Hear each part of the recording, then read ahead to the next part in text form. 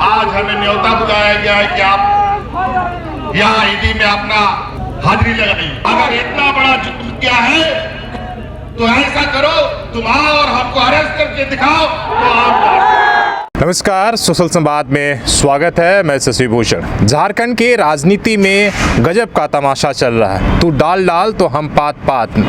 एक तरीके से जो ईडी और आईटी का खेल है वो एक जो है लुका छिपी के तरीके से चल रहा है। हालांकि अब पुराना हो गया, लेकिन फिर से जो है छठ के बाद से एक तरह से झारखंड की राजनीति में सरगर्मी तेज हो गई है। आपने जैसे ही देखा कि 2 दिन पहले सीएम हेमंत सोरेन को ईडी ने समन भेजा प्रस्तुत होने के लिए, तो कल हेमंत सोरेन ने ईडी के सामने ही सड़क पर उन्होंने कहा कि हिम्मत है तो गिरफ्तार करो, हम पूछताछ के लिए नहीं आएंगे। वहीं दूसरी तरफ आज सुबह होते होते ही कांग्रेस के 2 बड़े विधायक प्रदीप यादव और अनूप सिंह पर आईटी का रेड शुरू हो गया है। तो आप देखिए किस तरीके से घेराबंदी चल रही है, शाह और मात के खेल चल रहा है। और इसी बीच में हेमंत सोरेन जो है 11 नवंबर को विशेष सत्र बुला लिया है। मतलब इस सत्र में कहा जा रहा है कि जिस तरीके से उन्होंने एक बार कैबिनेट की बैठक बुलाकर स्थानीय नीति और ओबीसी पर के आरक्षण को लेकर उन्होंने मुहर लगा दिया, इस बार इस तरह के सत्र बुलाकर फिर से वो चौंका देंगे। मतलब पूरी चुनावी सहमात की खेल चल रही है बीजेपी और जेएमएम के दोनों के तरफ से।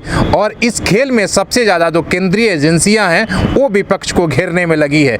अभी तक तो झारखंड में केवल ईडी ही सक्रिय थी और उसने जो है विपक्ष की छक्के छुड़ा रखे थे, लेकिन अब आईटी की भी एंट्री हो गई है। और प्रदीप यादव और अनूप सिंह पर एक तरीके से सुबह से ही उनकी जो आवाज़ है वो रांची से लेकर जो है गोड्डा और आपको बोकारो तक में छापामारी चल रही है। तो आप समझिए कि झारखंड के राजनीति और सत्ता का खेल इस तरीके से दिलचस्प मोड़ ले लिया है कि अब जो है नैतिकता या किसी भी तरीके के नियम कानून संविधान सभी दरकिनार है। आप देख रहे थे कि किस तरीके से लिफाफे को लेकर पिछले 3 महीने से जो माहौल बना था, राज्यपाल का लिफाफा कब खुलेगा, हमें लगता है कि आते आते 11 नवंबर जो विशेष सत्र बुलाया है, आप देखिएगा कि उससे पहले और कोई खेल ना हो जाए। हालांकि हेमंत सोरेन ने 3 सप्ताह की ईडी से मोहलत मांगी है कि इसके बाद हम प्रस्तुत होंगे, इसलिए कि पहले से हमारा कार्यक्रम जो है उसमें हम व्यस्त हैं, इसलिए आप हमें टाइम दीजिए। और दूसरी तरफ वो सड़क पर जिस अंदाज में ललकार रहे हैं, आप समझिए कि इसके पीछे का खेल क्या है और किस तरीके से दोनों पार्टियां हो, बीजेपी हो पक्ष हो या यूपीए हो विपक्ष, कहीं ना कहीं सभी लोग रिजल्ट जानते हैं, क्या इसका परिणाम होना है वो भी जान रहे हैं। लेकिन सिर्फ अब लोगों के समय जो है एक तरीके से एक मंचन चल रहा है नाटक का, सिर्फ यही आपको देखना होगा। और इस मंचन में आपको ललकार भी दिखेगा, इसमें घुड़की भी दिखेगी और इसमें एक तरीके के जो है सहमात की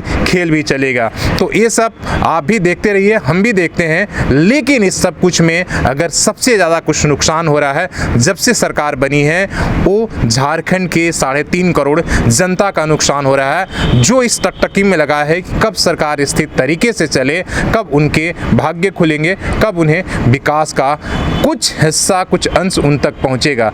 और अभी तक तो ऐसा कुछ नहीं हुआ है। ये हालांकि झारखंड पहले से भी एक प्रयोगशाला रहा है, लेकिन इस बदले हुए राजनीति में नया खेल हो रहा है। अपने सहयोगी विनोद के साथ शशि भूषण, सोशल संवाद न्यूज़ झारखंड।